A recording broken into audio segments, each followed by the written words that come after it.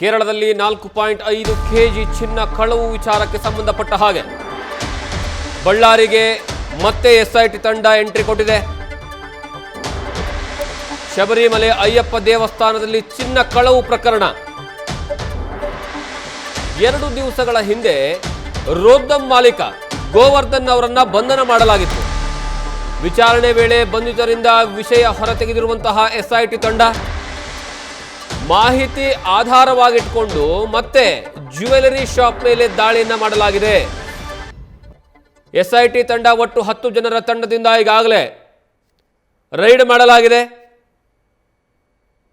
ಈ ಹಿಂದೆ ಕೇರಳದಲ್ಲಿ ಶಬರಿಮಲೆ ಅಯ್ಯಪ್ಪ ದೇವಸ್ಥಾನಕ್ಕೆ ಚಿನ್ನ ಲೇಪಿತ ವಿಚಾರಕ್ಕೆ ಸಂಬಂಧಪಟ್ಟ ಹಾಗೆ ಅದರಲ್ಲಿ ಬರೋಬ್ಬರಿ 4.5 ಕೆಜಿ ಚಿನ್ನವನ್ನ ಕಳ್ಳತನ ಮಾಡಲಾಗಿದೆ.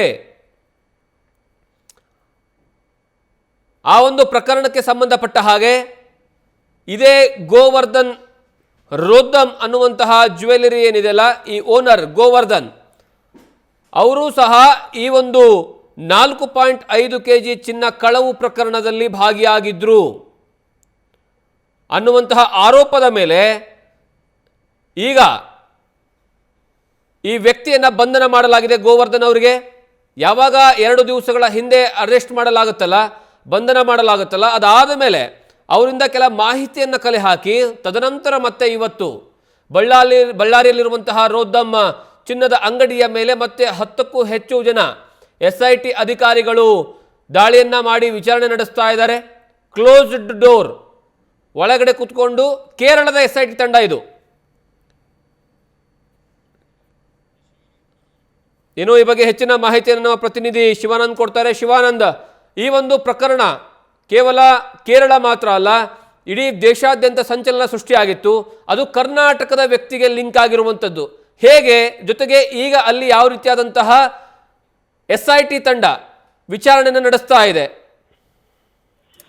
ಜಗದೀಶ್, ಮುಖ್ಯವಾಗಿ ಕೇರಳದ ಅಯ್ಯಪ್ಪ ದೇಗುಲದಲ್ಲಿ ಚಿನ್ನ ನಾಪತ್ತೆ ಪ್ರಕರಣಕ್ಕೆ ಸಂಬಂಧಪಟ್ಟಂತೆ ಈಗ ಬಳ್ಳಾರಿಯಲ್ಲೂ ಕೂಡ ಎಸ್ಐಟಿ ಅಧಿಕಾರಿಗಳು ಶೋಧವನ್ನ ನಡೆಸ್ತಾ ಇರುವಂತದ್ದು. ಕೇರಳದಿಂದ ಸುಮಾರು 5 ಜನ ಅಧಿಕಾರಿಗಳ ತಂಡ ಇವತ್ತು ಬಳ್ಳಾರಿ ನಗರದ ರುದ್ದಂ ಜ್ಯುವೆಲರ್ಸ್ ನಲ್ಲಿ ಈಗಾಗಲೇ ಅದನ್ನ ಶೋಧನೆ ನಡೆಸ್ತಿರುವಂತದ್ದು. ಕಾರಣ ಅಂದ್ರೆ ಈ ಹಿಂದೆ ಕೂಡ ಉನ್ನಿಕೃಷ್ಣನ್ ಏನಿದ್ದಾರೆ, ಆ ಒಂದು ದೇಗುಲದ ಆಡಳಿತ ಮಂಡಳಿಯಲ್ಲಿದ್ದಂತ ಉನ್ನಿಕೃಷ್ಣನ್ ಅವರು ಬಳ್ಳಾರಿಯ ಜ್ಯುವೆಲರ್ ಶಾಪ್ನ ರುದ್ದಂ ಜ್ಯುವೆಲರ್ ಶಾಪ್ನ ಮಾಲೀಕ ಗೋವರ್ಧನ್ ಅನ್ನೋರಿಗೆ 1/2 ಕೆಜಿ ಅಷ್ಟು ಗೋಲ್ಡ್ ಅನ್ನ ಮಾರಿದ್ರು. ಹಾಗಾಗಿ ಆ ಒಂದು ಪ್ರಕರಣವನ್ನ ಜಾಡು ಹಿಡಿದಂತ ಎಸ್ಐಟಿ ಅಧಿಕಾರಿಗಳು ಇವತ್ತು ಬೆಳಗ್ಗೆ ಆ ಒಂದು ಅಂಗಡಿಯ ಮೇಲೆ ದಾಳಿಯನ್ನ ನಡೆಸಿ ಅಲ್ಲಿ ಇರ್ತಕ್ಕಂತ ಒಂದಷ್ಟು ದಾಖಲಾತಿಗಳನ್ನ ಅಥವಾ ಅಲ್ಲಿ ಇರ್ತಕ್ಕಂತ ಒಡವೆಗಳನ್ನಾಗಿರ್ಬೋದು, ಜೊತೆಗೆ ದೇಗುಲದ ಸಂಬಂಧಪಟ್ಟಂತ ಬಂಗಾರವನ್ನ ಪರಿಶೀಲನೆ ನಡೆಸುವಂತ ಒಂದು ಕೆಲಸವನ್ನ ಮಾಡಿರುವಂತದ್ದು. ಯಾಕಂದ್ರೆ ಉನ್ನಿಕೃಷ್ಣನ್ ಏನಿದ್ದಾರೆ, ಇವರು ಮಧ್ಯವರ್ತಿಯಾಗಿ ಬಳ್ಳಾರಿಯ ಗೋವರ್ಧನ್ ಅನ್ನೋರಿಗೆ ಸುಮಾರು 470 ಗ್ರಾಂನಷ್ಟು ಬಂಗಾರವನ್ನ ಇಲ್ಲಿ ಮಾರಾಟ ಮಾಡಿರುವಂತದ್ದು. ಈ ಒಂದು ಜಾಡುವನ್ನ ಹಿಡಿದಂತ ಎಸ್ಐಟಿ ಅಧಿಕಾರಿಗಳು ಕಳೆದ 3-4 ದಿನಗಳ ಹಿಂದಷ್ಟೇ